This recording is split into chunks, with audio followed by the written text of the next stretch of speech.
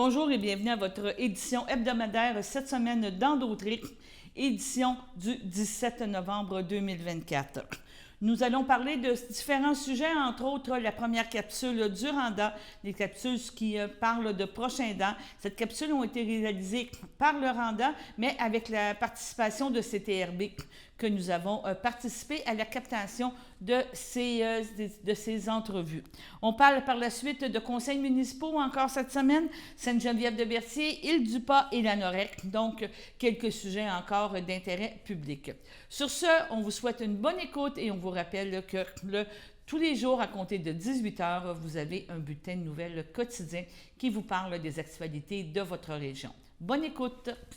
Dans les correspondances, c'est un dépôt des correspondances reçues. Je veux souligner une correspondance qu'on a eue pour un remerciement d'un don de 1 000 $ qu'on a fait au Centre d'action bénévole d'Autré, à Cabot. Puis ce 1 000 $-là, combiné à deux autres donneurs je pense que c'est Jean Coutu. Jean Coutu de la Caisse populaire. La Caisse? Ouais. La Caisse de Berthier, puis Jean Coutu de Berthier et de la Valtrie. Double les dons. Donc, le 1 000 $ que Sainte-Geneviève a donné à la CAVA est devenu pour eux autres 3 000 $. Aussi, une lettre de remerciement qu'on a eue des citoyens qui ont apprécié que Sainte-Geneviève a fourni des conteneurs pour les citoyens qui avaient des besoins lors des inondations du 9 et du 10. 6.1, la demande de Grand Prix. La municipalité entérine la décision prise par le maire et la directrice générale à l'effet de procéder à l'achat des matériaux pour les travaux du domaine de Grand Prix. La municipalité autorise la directrice générale à procéder aux dépenses nécessaires pour un montant environ de 45 000 $ plus les taxes. Que cette dépense soit payée à même le fonds des carrières et sordinières. Il s'agit d'entériner la décision que moi et Mme Plourde a prise pour accélérer les choses un peu. On n'attend pas toujours au mois d'après. Donc, il fallait passer la commande. Puis c'est pas des. Je suis même resté un peu surpris, c'est pas du stock qu'on achète chez Patrick Morin. La livraison, c'est minimum 3 semaines. On s'en sort pas. C'est 3 semaines. Non, 15 jours. 15 jours à 20 jours ouvrables. Entre 15 et 20 jours. On a fait la commande le 31 octobre. On s'attend à voir la livraison autour du 20 novembre. Et M. Sarrazin me dit qu'il n'y a pas de problème. Aussitôt qu'il reçoit le stock prévu, il va commencer les travaux, quitte à le faire en début décembre. Le gel n'a pas eu encore tout son effet. Et on ne peut même pas commencer à creuser parce que c'est le fond qui va geler, puis ça ne sera plus travaillable. Il va même si c'est gelé, il y a une coupe de pouce sur le dessus, on va faire les travaux fin novembre, début décembre. Mais il s'agit d'approuver la décision prise par moi et Mme Claude de procéder à l'achat des matériaux. Puis juste en achat de matériaux, c'est minimum 15 000. Puis les travaux comme tels, les pelles qu'on va louer et tout, ça va tourner entre 15 et 20 000. On parle de 40 ou 45 000. Le proposant, M. Cloutier propose, M. Soulière second. Oui. Tout le monde est d'accord. Pour là, vous glissez un mot qu'on a actuellement des réunions à propos de l'avenir de l'aréna de Berthierville. Toutes les 9 municipalités du pôle Berthier, on va dire, là, on s'est réunis à un projet parce que la municipalité de la ville de Berthierville investit à tous les ans, il paye toujours le déficit qui est toujours autour de 300 000 $ depuis, je vous dis, plus de 10 ans. Il arrive à 250, 280, 300, 320 000. Puis c'est toujours la ville de Berthierville. Là, on n'est plus capable, là, on n'en peut plus. Fait que, on a un projet, on regarde qu'est-ce qu'on pourra faire ensemble là, pour sauver l'aréna, si on peut dire ça comme ça. Mais c'est encore en pourparlers, on ne peut pas vraiment en dire plus. On a eu une réunion à date, mais dans Norec et la Valtrie n'était pas à cette réunion-là. Toutes les autres municipalités-là. Mais la Valtrie et la Norec, c'était deux voies très, très importants qui touchent, je pense, 60 % de ce qui se passe à l'aréna. Leur avis est de plus en plus important. Puis quand on se met ensemble comme ça, il y a 2-3 façons de diviser les paiements. Là. Nous autres, on est peut-être là pour 5-7 %. mais la Valtrie est là à 40 %. Et quand on parle de combler un déficit de 300 000 la Valtrie a 120 000 à tous les mois. Ils vont grimacer un peu. Puis il y a aussi le projet, excusez, la Valtrie a comme projet, on a tous entendu parler qu'une possible aréna dans 3, 4, 5 ans à la Valtrie. Ça vient influencer beaucoup de monde. On vous en reparlera quand on va tous rencontrer. On va avoir une deuxième réunion. Le 1071, rang Rivière-Bayonne-Nord, acquisition du terrain. Sud. Non. Dans la réduction des bâtis sud. Dans la première. Ah, une petite erreur. Petite erreur dans le premier attendu. Parce que dans le titre, c'est 1071 Bayonne-Nord. Dans le premier attendu, il faut corriger pour nous. Non. Suite au passage de la tempête d'Élie, il est survenu un glissement de terrain très important chez M. Saint-Louis et Mme Forget. Les propriétaires désirent vendre à la municipalité le terrain pour la somme de 1 $, qu'un document a été remis à la municipalité à cet effet. Attendu que la démolition de la propriété et de tous les bâtiments habitables est effectuée aux frais de Mme Forget et M. Saint-Louis, en conséquence, proposé, appuyé et résolu que la municipalité achète à Mme Lucie Forget et M. Jean-Charles Saint-Louis le terrain au 1071 Bayonne-Nord pour la somme de 1 $. Monsieur et Madame procèdent à la démolition de la propriété et de tous les bâtiments habitables au plus tard au 31 décembre 2025, suite à l'obtention de tous les permis et les autorisations nécessaires qu'ils assument tous les frais relatifs aux travaux de démolition et de nettoyage. Les frais relatifs à la transaction, dont les frais de notaire et les frais d'arpentage, le cas échéant, sont à la charge de la municipalité. Que la municipalité autorise le maire et la directrice générale à signer tous les documents relatifs à la transaction. Pour faire une histoire courte, là, il y avait le gros glissement de terrain qu'il y a eu au 1071. Ça a affecté aussi 1061, Madame. C'est pas Mme Bélimard? Oui, Mme Bouchon. Mme Bouchon, mais je pense que c'est la mère à M. Jean Bélimard. Les deux étaient forcés d'évacuer parce que c'était devenu dangereux. Là, le ministère a fait des expertises, ils ont tiré des carottes. Puis là, il faut restabiliser la verbe, mais M.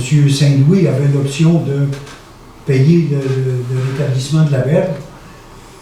Il faut que quelqu'un le paye, mais après ça, c'est remboursé par le ministère. M. Saint-Louis a opté, il ne veut pas le faire, donc il est obligé de démolir sa maison. Il a opté pour la démolition. Puis il va avoir le montant du décret, je pense, du ministère, parce que je pense, sous réserve, que sa propriété vaut plus que 385 000. Puis le décret ministériel, c'est 385 000. Fait que lui, il aurait 385 000, mais il faut qu'il démolisse sa maison. Ensuite, ça passait la balle à Mme Bouchon, qui, elle, a décidé de restabiliser la verbe pour rester dans sa maison. Ils vont faire les travaux. Mme Plourde a eu un meeting cette semaine avec les ingénieurs et la sécurité publique. Puis, les travaux vont se faire pour stabiliser la berge, pour permettre à Mme Bouchon de rester chez elle. Et là, M. Saint-Louis ne peut pas rester propriétaire de son terrain, donc c'est la municipalité qui va acquérir son terrain au montant de 1 $. On n'est pas encore certain qu'est-ce qu'on peut faire avec ce terrain-là. Une fois que les berges vont être stabilisées, on peut-tu le revendre, ou quelque chose, ou faire un parc. On ne sait pas encore, on est en pourparlers avec le ministère là-dessus. Là, ça me prend un proposeur secondaire pour accepter qu'on achète le terrain de M. Saint-Louis. Une autorisation pour notre système de caméras.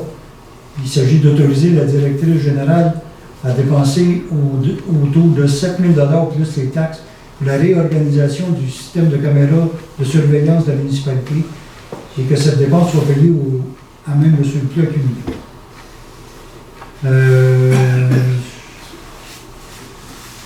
On veut remettre à date le système de caméras. On en a déjà qui pointent vers le stationnement. On surveille aussi l'arrière parce qu'à un moment donné, on s'est fait voler du stock en arrière. Mais ça date de plusieurs années. Il y en a même à la bibliothèque. Derrière la bibliothèque, il y en a deux. Mais ça ne communique pas tout ensemble, puis ça ne marche pas.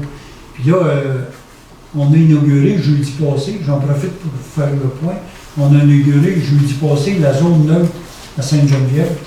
Vous allez le voir, je pense que CTRB était là, vous allez le voir à CTRB, mais vous allez aussi voir beaucoup de publicité, parce qu'après-midi, je suis allé au comité de sécurité, sécurité publique à la MRC. Je l'ai annoncé à toute la MRC, puis on va le publiciser, surtout dans le pôle Berthier, dans le pôle sud, si on veut, de la MRC. Une zone neutre, en fait, je m'étais fait un papier pour la zone neutre. Qu'est-ce qu'une zone neutre? C'est une zone prédéterminée dans un endroit public qui est sous enregistrement vidéo en continu 24 heures par jour, 7 jours semaine. Un vendeur ou un acheteur ayant conclu une transaction sur un site de vente en ligne peut s'y donner rendez-vous pour réaliser l'échange ou encore, on pense à des parents séparés qui peuvent échanger la carte de leur enfant. Bien que l'endroit ne soit pas sous surveillance policière en tout temps, la présence de caméras permet de revenir sur les événements survenus dans les jours suivant un événement au besoin. Pourquoi une zone neutre? Dans un contexte où la sécurité des citoyens est primordiale, cette initiative va répondre à plusieurs besoins. Un environnement sécurisé pour toutes les transactions, une confiance renforcée pour les utilisateurs qui pourront se sentir rassurés en sachant que des mesures sont mises en place pour protéger les parties impliquées et surtout une réduction de stress et éviter les malentendus pour les parents. Nous invitons la population de toute la région à profiter de cet espace protégé qui est surveillé, c'est dédié à... on a peinturé sur l'asphalte 2 places de stationnement. Les caméras sont là 24 heures par jour. C'est toujours éclairé. On a mis un gros panneau sur le bord de l'entrée, puis il y a 2 panneaux vis-à-vis là. J'espère, c'est déjà beaucoup utilisé, à notre surprise un peu. Même en plein jour, les gens travaillent, puis il y a les 2 véhicules, puis ils savent que c'est sécuritaire, c'est filmé, on fait ça pour la sécurité de tout le monde. Mais là, il s'agit de remettre à l'ordre du jour nos caméras. Donc, il y a une dépense à avoir. Ça me prend un proposeur consommateur. M. Burel propose, M. Soulière seconde. Oui. Tout le monde est d'accord. 10.1, 40 jours, semaine de relâche 2025, protocole d'entente. Proposé, appuyé, résolu, d'autoriser le directeur général et greffier trésorier à signer un protocole d'entente avec Air en Fête pour l'organisation d'un camp de jour pour la semaine de relâche 2025, qu'un budget maximal de 5 000 $ soit autorisé à cette fin lors de l'élaboration du budget 2025. Donc, c'est récurrent tous les ans pour la semaine de relâche. Il y a un camp de jour qui est organisé pour les jeunes. Est-ce que j'ai un proposant? Proposé par Mme Josée Castorgue. Est-ce que j'ai un appuyeur? Appuyé par Mme Marie-Ève Mondor. À ma gauche, ceux qui sont en faveur. À ma droite, c'est unanime. 10.1, camp de jour estival 2025, protocole d'entente. Il est proposé, appuyé et résolu que le directeur général et greffier trésorier soient autorisés à signer pour et au nom de la municipalité le protocole d'entente pour la gestion du camp de jour estival pour l'année 2025 avec l'organisme L'Air en Fête, Inc. Donc, encore là, c'est eux qui donnaient le camp de jour pour la municipalité cet été et on reconduirait, parce qu'on referait une entente avec eux pour l'été 2025. Est-ce que j'ai un proposant? Proposé par Mme Josée Castorgue. Est-ce que j'ai un appuyeur? Appuyé par Mme Marie-Ève Mondor. À ma gauche, ceux qui sont en faveur. D'accord. À ma droite, D'accord. c'est unanime. Les journées de la persévérance scolaire budget. Proposé, appuyé et résolu d'autoriser un budget de 6 000 $ pour les journées de la persévérance scolaire lors de l'élaboration du budget 2025. C'est un peu ce que je disais tantôt. On va solliciter les différentes entreprises qui ont leur siège social ici à la Noret, voir s'ils veulent contribuer avec la municipalité justement pour pouvoir organiser des activités pour les jeunes. Est-ce que j'ai un proposeur? Je propose. Proposé par M. François Beaujolais. Est-ce que j'ai un appuyeur? Appuyé par M. Martin Lavallée. À ma gauche, ceux qui sont en faveur. D'accord. À ma droite. D'accord. C'est unanime. 10 aux agricultures, demande une contribution financière Club des loisirs de l'Éducat. Considérant la demande de contribution financière du 4 novembre 2024 du Club des loisirs de l'Éducat, considérant que le Club des loisirs de l'Éducat aimerait organiser différents événements pour les familles et les enfants et que pour en faire un succès, il doit acheter des matériaux, louer de l'équipement d'hiver, contracter des artistes comédiens, des animateurs afin de permettre la tenue de ces activités. Il est proposé par et payé que le conseil municipal autorise une contribution financière de 2 500 $ au Club des loisirs de l'Éducat afin de les soutenir et à développer et améliorer l'offre des loisirs dans notre municipalité pour les citoyens. Que cette dépense soit affectée au poste budgétaire 02 701 90 970. Quelqu'un qui propose, M. Serge Boucher propose. André Serge Boucher. Non, il n'y a pas parce que M. Bellé, c'est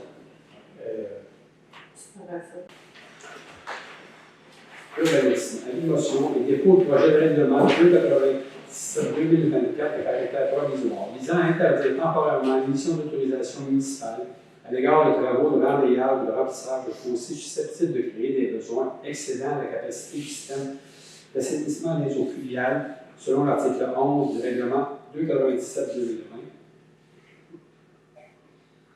Concernant les consos d'entrée chartière, du remplissage des fossés et des travaux de drainage pour une période de 2 ans.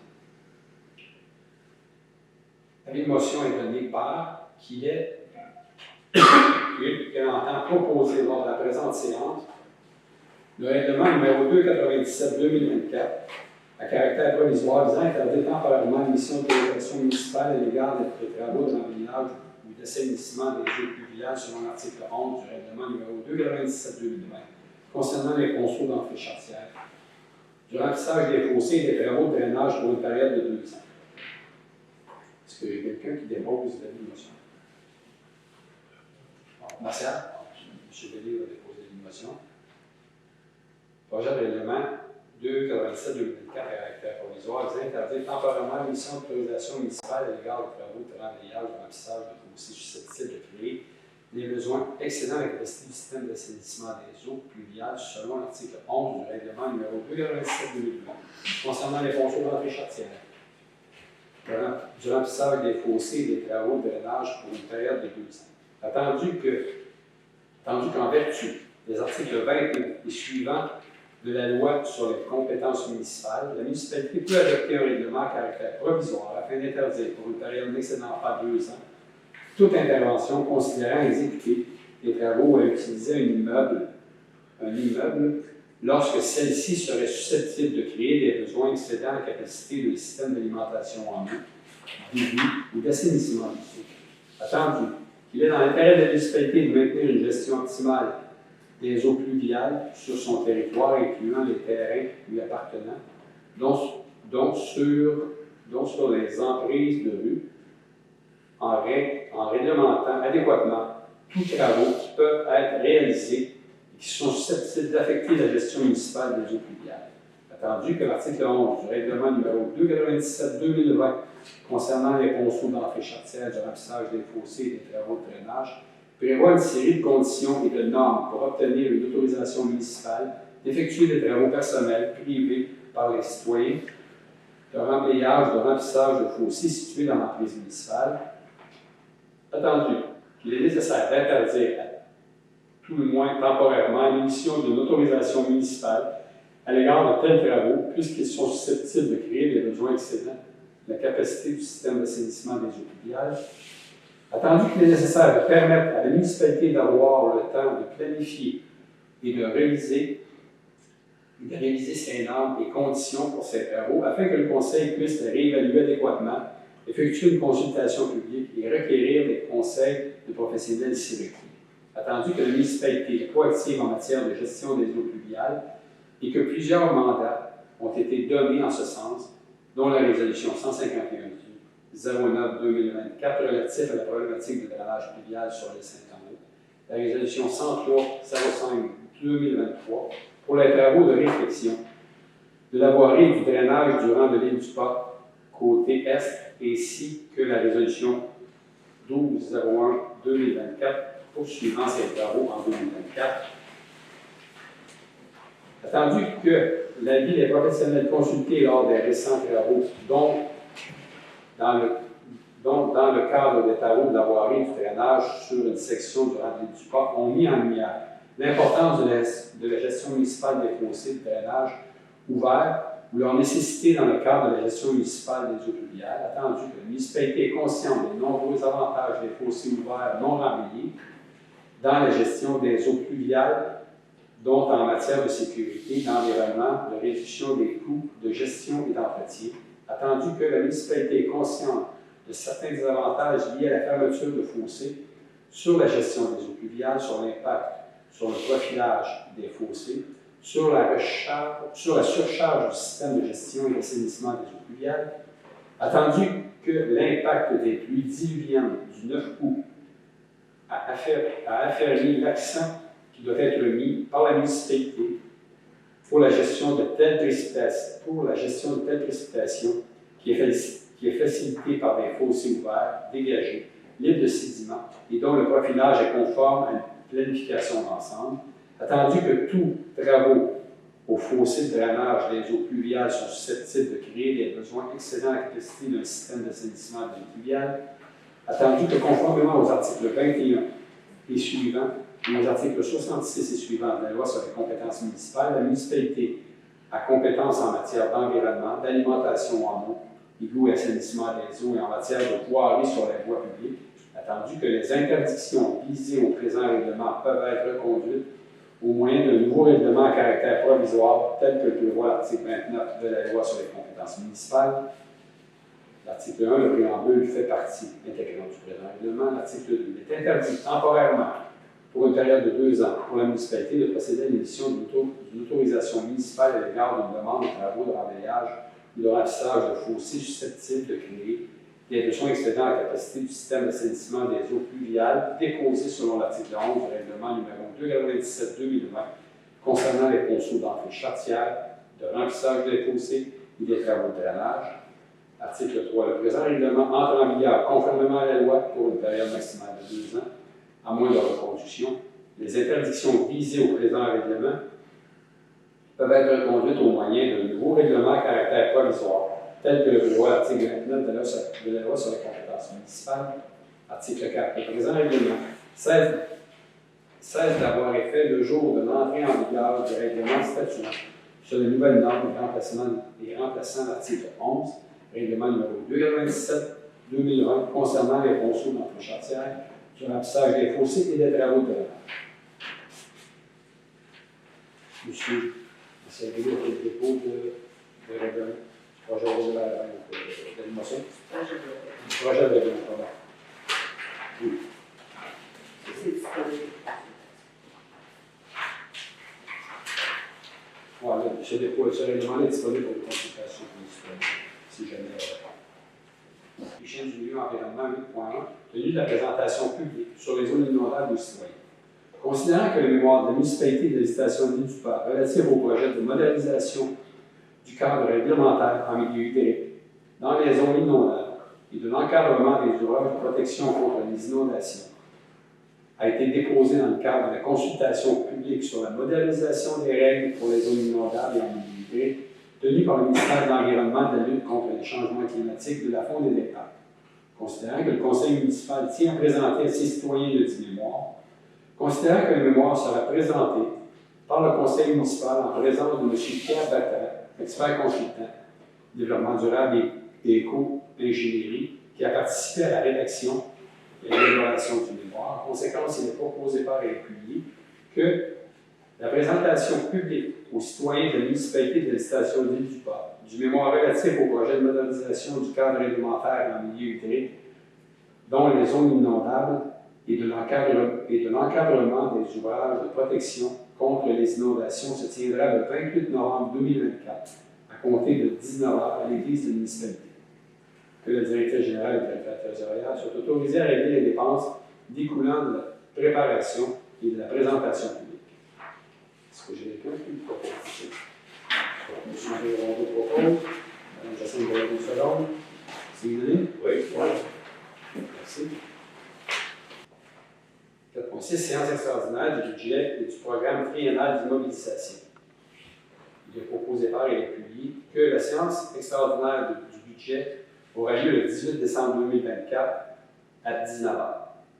Est-ce que j'ai quelqu'un qui le propose? Oui. M. Serge propose. La maîtresse prochaine seconde. Tout le monde est d'accord? Oui.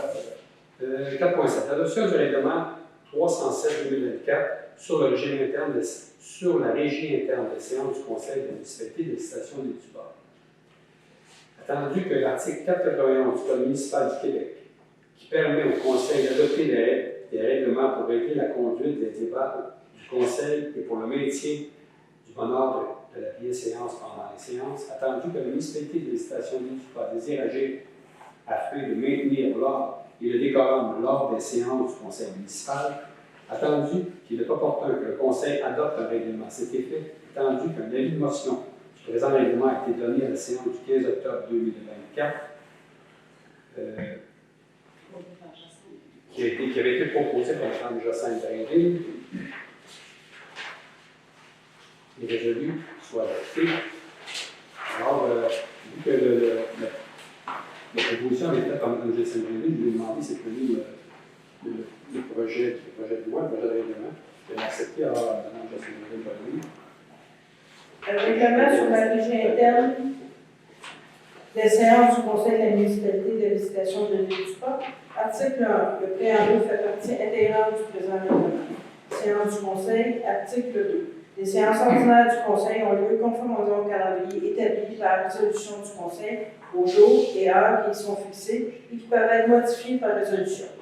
Article 3. Le Conseil siège dans la salle des délibérations du Conseil en hôtel de ville de la visitation de l'Île-du-Pas, située au 113 rue de l'Église et à tout autre endroit fixé par résolution.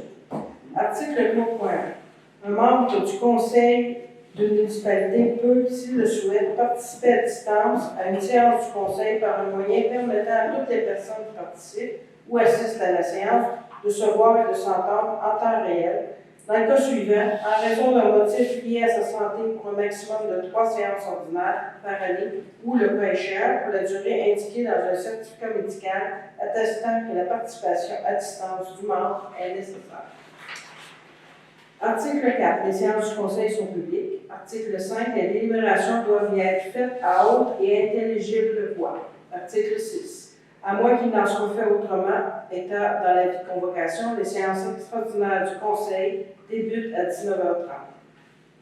Ordre décorum, article 7.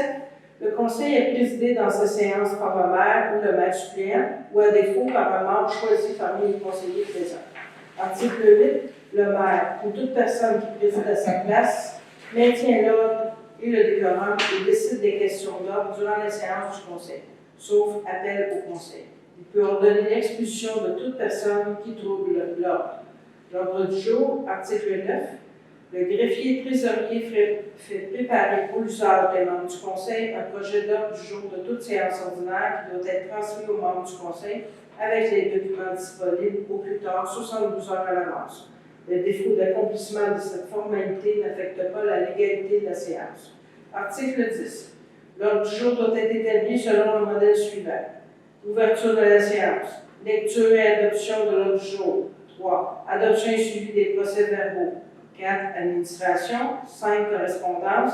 6. Travaux publics. 7. Sécurité publique.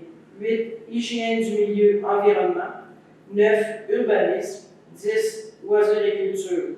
11. Période de questions et demandes verbales de la part de l'assistance. Et 12. Levée de l'Assemblée. Article 11. L'ordre du jour d'une séance ordinaire est complété et modifié au besoin avant son adoption à la demande de tout membre du Conseil municipal. Article 12. L'ordre du jour d'une séance ordinaire peut, après son adoption, être modifié en tout moment et alors avec l'assentiment de la majorité des membres du Conseil présent. Article 13. Les items à l'ordre du jour sont appelés suivant l'ordre dans lequel ils figurent. Appareil d'enregistrement. Article 14.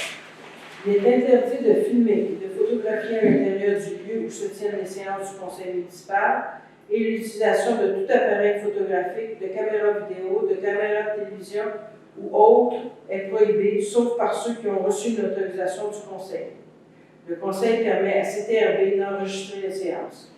Article 15. L'utilisation d'un appareil d'enregistrement mécanique ou électronique de la voix est autorisée durant les séances du Conseil municipal, à la condition que l'utilisation de l'appareil soit faite silencieusement et sans d'aucune façon déranger la tenue de l'Assemblée. L'appareil utilisé devrait demeurer en la possession physique de son utilisateur ou encore être déposé sur une table ou sur un espace désigné et identifié à cette fin.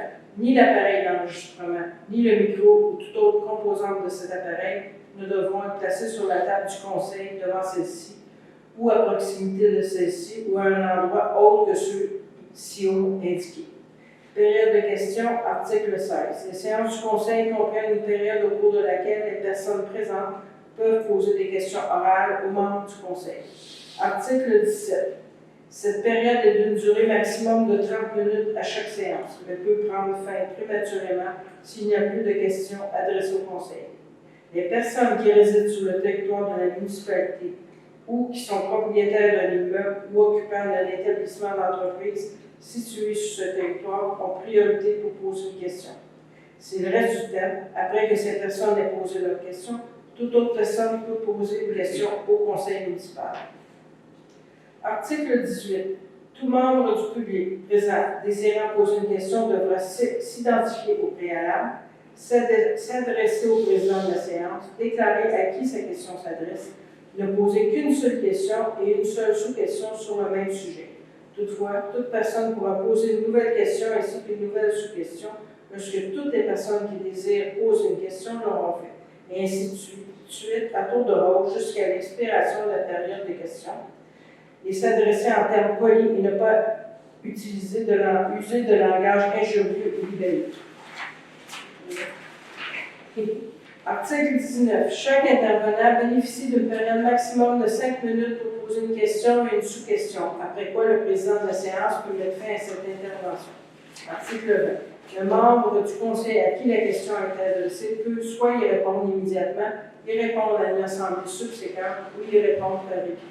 Article 21. Chaque membre du conseil peut, avec la permission du président, compléter la réponse donnée.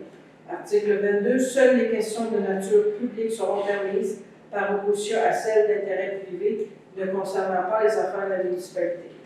Article 23. Tout membre du public présent lors d'une séance du conseil qui désire s'adresser à un membre du conseil ou au directeur général ne peut le faire que durant la période de questions. Article 24. Tout membre du public présent lors d'une séance du conseil qui s'adresse à un membre du conseil ou au directeur général pendant la période de questions ne peut que poser des questions en conformité des règles établies aux articles 18, 19, 22 et 23. Article 25. Tout membre du public présent lors d'une séance du conseil doit s'abstenir de crier, de chahuter, de chanter, de faire du bruit ou poser tout autre geste susceptible d'entraver le bon déroulement de la séance. Tout membre du public présent doit faire preuve de respect à l'endroit des membres du conseil et des autres membres du public présents dans la salle. Article 26. Tout membre du public présent lors d'une séance du conseil doit obéir à une ordonnance de la personne qui préside l'Assemblée ayant trait à l'ordre et au décorum durant les séances du conseil. Demande écrite, article 27. Les pétitions ou autres demandes écrites adressées au conseil ou à l'un des membres ne sont ni portées à l'ordre du jour, ni lues lors de l'Assemblée, sauf dans les cas prévus à la loi. Procédure de présentation des demandes, résolution et projet de règlement. Article 28. Un élu ne prend la parole qu'après avoir signifié, en levant la main, son intention de se faire au président de l'Assemblée. Le président de l'Assemblée donne la parole à l'élu selon l'ordre de demande. Article 29. Les résolutions et les règlements sont présentés par un élu qui explique le projet au conseil ou à la demande du président par le greffier trésorier. Une fois le projet présenté, le président de l'Assemblée doit s'assurer que tous les membres du conseil qui désirent se prononcer sur la question ont eu l'occasion de le faire. Une fois le projet de résolution ou de règlement présenté et que tous les membres du conseil qui désirent se prononcer sur la question ont eu l'occasion de le faire, un membre du conseil peut présenter une demande d'amendement au projet. Article 30. Lorsqu'une demande d'amendement est faite par un membre du conseil, le conseil doit d'abord voter sur l'amendement présenté. Lorsque l'amendement est adopté, le conseil vote alors sur le projet original tel qu'amendé. Lorsque l'amendement n'est pas adopté, le conseil vote sur le projet original. Les règles applicables au vote sur le projet original s'appliquent au vote d'amendement. Article 31. Tout membre du conseil peut, en tout temps durant le débat, exiger la lecture de la proposition originale ou de l'amendement et le président ou le préfet trésorier, à la demande du président ou du membre du conseil qui préside la séance, doit alors en faire la lecture. Article 32. À la demande du président de l'Assemblée, le greffier trésorier peut donner son avis et présenter des observations ou suggestions qu'il juge opportunes relativement aux questions en délibération. Vote. Article 33. Les votes sont donnés à vive voix et sur réquisition d'un membre du Conseil et sont inscrits au livre des délibérations du Conseil. Article 34. Sauf le président de l'Assemblée, tout membre du Conseil municipal est tenu de voter sous peine des sanctions prévues à la loi, à moins qu'il n'en soit exempt ou empêché en raison de son intérêt dans la question concernée, conformément à la loi sur les élections et les référendums dans les municipalités. Article 35. Toute décision doit être prise à la majorité des membres présents, sauf lorsque la loi demande une autre majorité. Article 36. Lorsque les voix sont également partagées, la décision est considérée comme rendue dans la négative. Article 37. Les motifs de chacun des membres du Conseil lors d'un vote ne sont pas consignés au Conseil local. Ajournement. Article 38.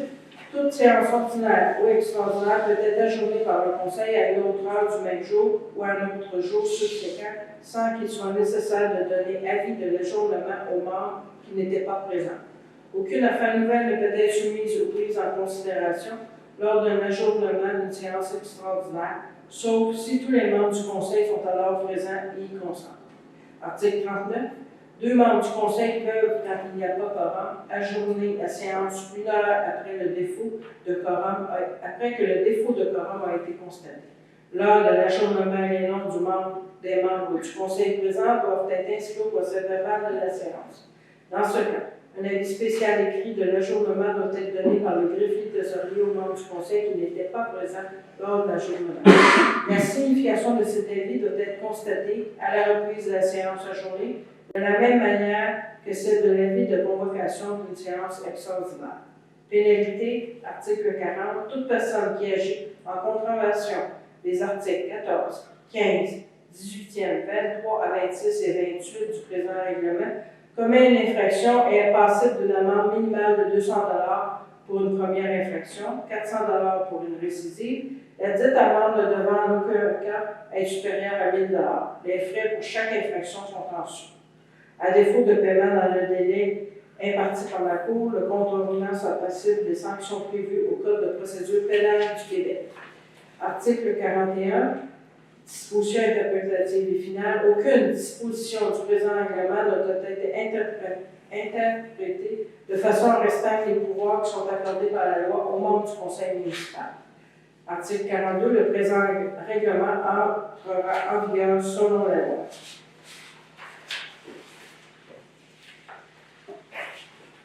Merci, Mme Javid.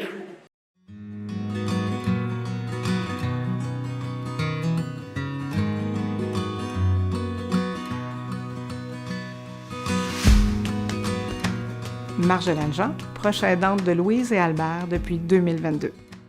Mes parents s'étaient expatriés pendant leur retraite, au début de leur retraite au Lac-Saint-Jean. En fait, ils étaient retournés aux sources, ils viennent de là. Et puis là, le vieillissement s'est fait. Là, mon père est rendu à 85 ans, ma mère 83, avec de graves problèmes de santé.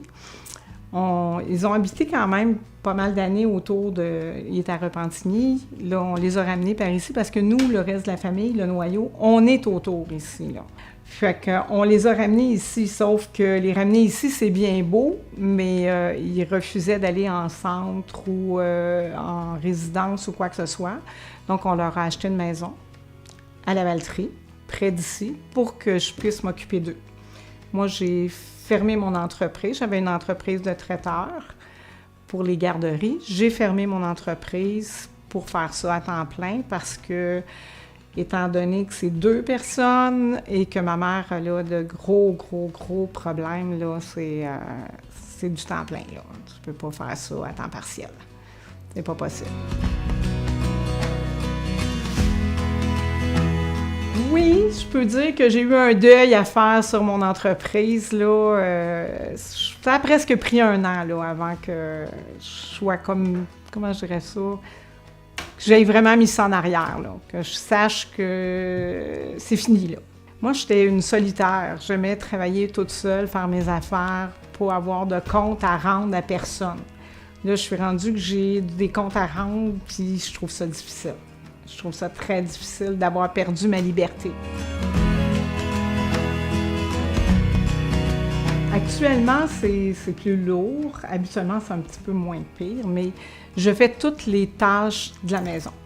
parce que ma mère n'est plus capable. Ma mère, elle est Alzheimer, Parkinson, démence à corps de Lewy. Elle ne voit plus beaucoup, elle est diabétique, alors elle a de très, très gros problèmes de santé. Mon père refuse de la mettre en centre. Son Alzheimer n'est pas assez avancé pour ça, là. On trouve qu'elle est encore viable, donc, mais par contre, elle n'est plus capable de faire de tâches dans la maison. Donc, tout ce qui est tâches de la maison, que ce soit de laver les draps, comme j'ai fait ce matin, il y avait un beau vent, j'ai dit « Ah, on va laver les draps, maman, ça va sentir bon ce soir », jusqu'à les commissions, la cuisine, tout nettoyer la maison, que ce soit le frigo, c'est vraiment une deuxième maison à entretenir, plus le côté médical, parce que mes parents avaient tendance à oublier leur médication. Fait que là, je suis présente pour les médicaments du matin, du midi, du souper, du coucher, 4 fois par jour, là. Ça fait partie aussi de la tâche. Là, jusqu'à là, j'avais pas de répit, pas d'aide. La semaine dernière, on a eu une rencontre super positive avec le CLSC qui nous offre un petit peu d'heures. Mais en ce moment, on a un chèque d'1 million avec rien dans le compte de banque. Parce que ils n'ont pas d'aidants, ils n'ont pas de personnes qualifiées pour nous aider de disponibles. Dès que ça va débloquer, on va avoir des heures d'aide par semaine qui vont un peu alléger ma tâche, là. Ça va déjà être un gros plus. En fait, nous, on est des amoureux de la nature. Le mois de juin, c'est mon mois de ressourcement où je pars tout le mois. Puis ça, c'était entendu avec ma famille. Cette année, ça n'a pas bien été. Quand je suis revenue, ma mère était très malade. J'ai resté un peu coupable, je me suis sentie coupable, mais en même temps, je me suis dit, je ne suis pas responsable de tout, là. Faut que j'en fasse mon deuil, je peux pas tout faire, c'est impossible. Puis là, début octobre, c'est ma semaine de chasse habituellement. J'ai comme un petit espoir là, qui est une prise là, une prise en charge d'ici là, puis que je puisse partir de la tête tranquille. Là, j'aimerais bien. Puis l'autre rêve, comme je disais tout à l'heure, c'est cette année, on aurait une occasion d'aller en Guadeloupe au mois de novembre. J'aimerais beaucoup, là, ça, ce serait un beau petit rêve. Là. Okay. Ce serait mon premier voyage dans le sud. Tout premier à vie? Oui, monsieur. On va croiser les doigts que tout va fonctionner, mon Dieu, je vous souhaite encore plus de tout cœur. Oui, c'est ça. Okay, vous avez dit 11, ça c'est... Avec mon conjoint, évidemment. Avec mon conjoint, là. Ça finirait bien notre 40e année de mariage.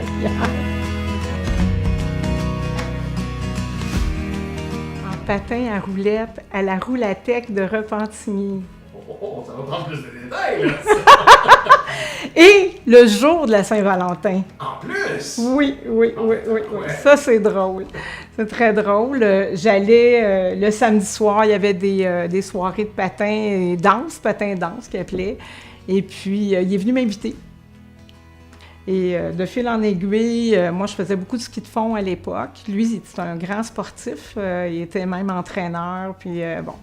Alors, on a commencé à faire du ski ensemble, puis on s'est laissé 2 ans et demi, le temps que j'étais au cégep, à un moment donné. Puis on est revenus ensemble là, à mon retour, puis depuis ce temps-là. Ça tient le coup depuis ça tient le coup, ça tient le coup.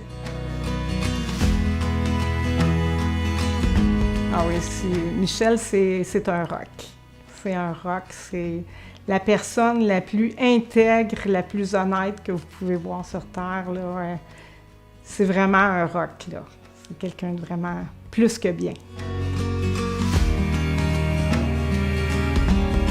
C'est lourd parce que avant, quand j'avais mon entreprise, j'avais toutes sortes de choses à apporter différentes, surtout que, bon, on aime tous les deux beaucoup les enfants, fait que j'avais tout le côté, quand j'allais livrer, ma journée de livraison, puis j'avais plein d'anecdotes à raconter. Là, c'est plus lourd parce que c'est des anecdotes de maladie, là, c'est moins le fun un petit peu, là. Mais une chance, là, il est là, puis Michel, il est toujours... flegmatique. Ça n'a pas bien été aujourd'hui, Marjolaine, demain, ça va aller mieux. C'est pas toujours facile parce que mon père, il est vieillissant. Puis en vieillissant, il est devenu émotif. Puis il joue avec ça. Très, très manipulateur, puis il va faire une petite manipulation, les petits yeux dans l'eau, puis ce que tu me dis, ça me fait de la peine. Mais toi, ce que tu m'as dit, moi... Mais en même temps, oui, il faut considérer qu'il est vieillissant. Donc on n'a pas... ça rentre en ligne de compte, là, tu sais. On dit pas tout ce qu'il y a à dire, là. On ronge notre frein. L'idée était que j'allais aider mes parents 2-3 jours semaine, puis que je me prenais un emploi à temps partiel, puis bon, qu'on s'enlignait comme ça. Finalement, tout a déboulé, puis je me suis retrouvée comme dans un engrenage où c'est du temps plein, là. Je peux pas me prendre un emploi à temps partiel, j'ai pas le temps. J'ai pas le temps d'avoir le temps. Mes frères, par contre, eux autres, c'est normal. Ils ont des emplois à temps plein. Ils ont des familles, eux autres aussi sont grands-parents comme nous autres, puis ils donnent ce qu'ils peuvent donner. Quand on a eu les inondations, nous, on a été touchés, on s'en est bien sortis, mon mari et moi, mais mes parents ont eu 3 pouces d'eau à grandeur de la maison. Bravo! J'en avais pas assez à gérer. Mais à un moment donné, là, je faisais du Tetris dans le sous-sol, là, déplacer les choses.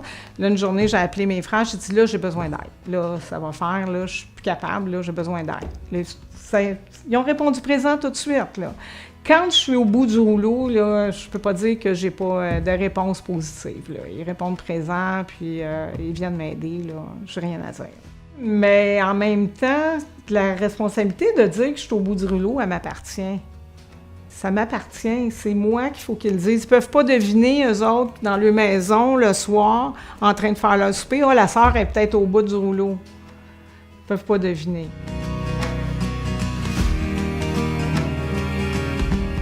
En fait, en tant qu'aidant, tu vas être parfait. Tu vas être parfait parce que moi, j'aide mes parents, là. Je me dis, mes parents, ils m'ont tout donné ce qu'ils pouvaient. C'était peut-être pas parfait, mais pour ce qu'ils pouvaient, c'était parfait, c'était correct. En tant qu'aidant, je veux donner le parfait. Je donne le meilleur de moi-même. Mais quand c'est plus du meilleur, là, quand il y a de la fatigue qui s'embarque, puis tout ça, c'est le temps de demander de l'aide, là. C'est le temps de décrocher un petit peu.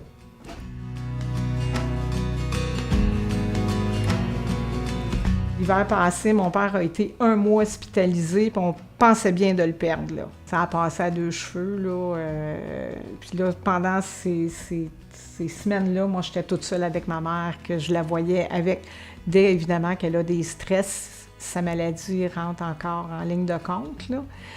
Ça a été quelque chose, là. On a passé un temps des fêtes un peu merdique l'année passée, là. Puis quand j'ai sorti, le travail n'était pas fait, là. On a eu de l'aide là, ça a été demandé au mois de janvier. Depuis janvier qu'on attendait des nouvelles du CLSC. Ça fait quand même 6 mois. Ça sent bien, on désespère pas.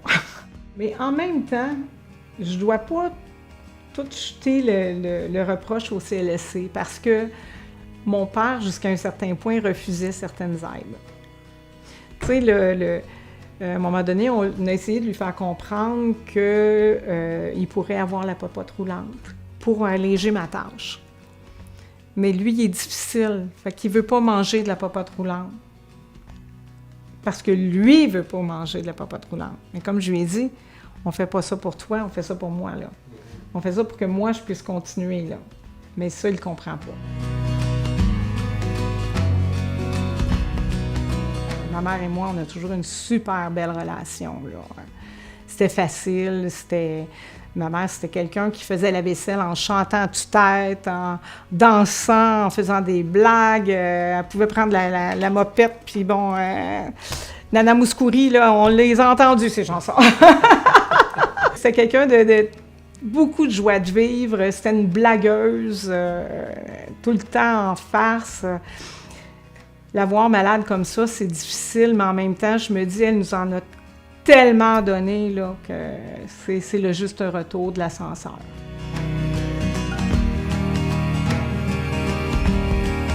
Oui, bien pour l'instant, maman l'Alzheimer, elle a été diagnostiquée et mise sous médication assez rapidement.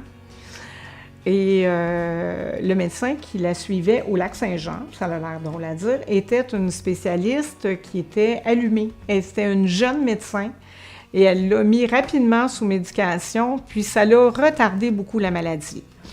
Là, on voit, depuis à peu près 6 mois, là, on voit qu'il y a une bonne progression. Là, on n'est plus au stade de base, on est de modéré à lourd. Là. On est entre les deux. Là. Donc, on a augmenté beaucoup dans les grades.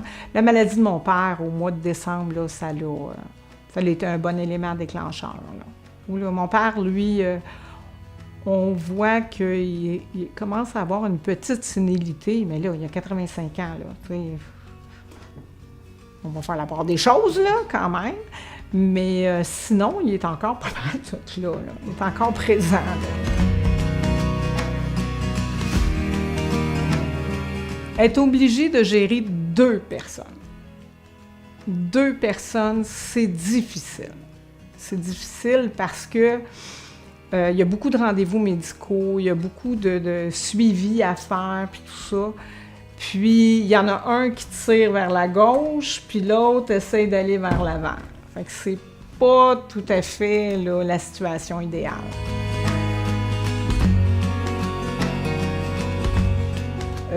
Non, j'ai appris à me dire que je faisais tout ce que je pouvais, donc que c'était valable.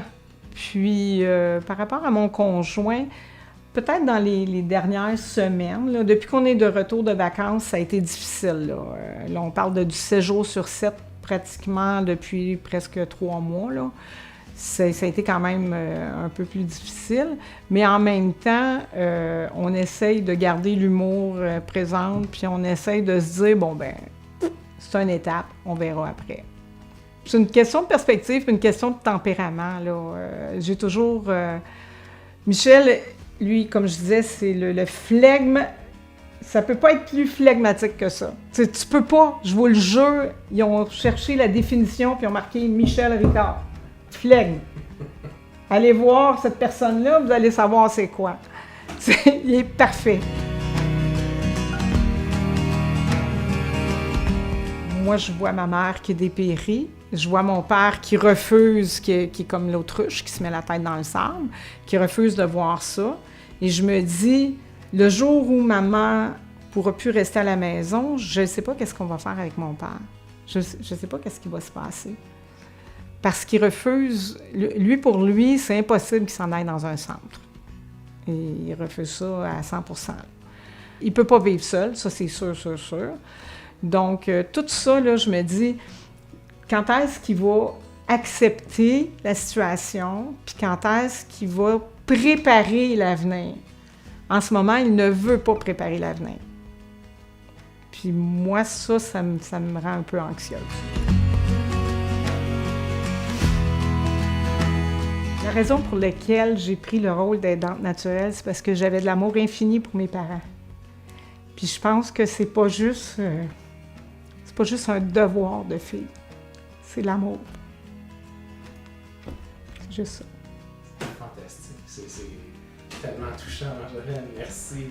Merci de tout cœur. Bon, là, c'est vous qui les yeux pleins d'eau. Ah, tout le monde a les yeux pleins d'eau, je pense. On s'en tient tous, là.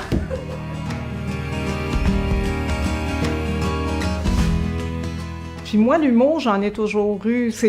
En fait, c'est de ma mère que ça vient. Donc, ma mère, elle a déjà demandé. Quelqu'un y a déjà demandé. Elle est assise à la table. Pour vous donner un exemple. Elle plie les sous-vêtements de mon plus jeune frère, puis elle plie les sous-vêtements de mon père. Ils sont pareils. Ils sont identiques. Puis là, elle les plie. Là, il y a quelqu'un qui dit « Oui, mais Louise, comment tu fais pour les reconnaître? » Elle regarde la personne très sérieusement, puis elle dit « Je les sens. »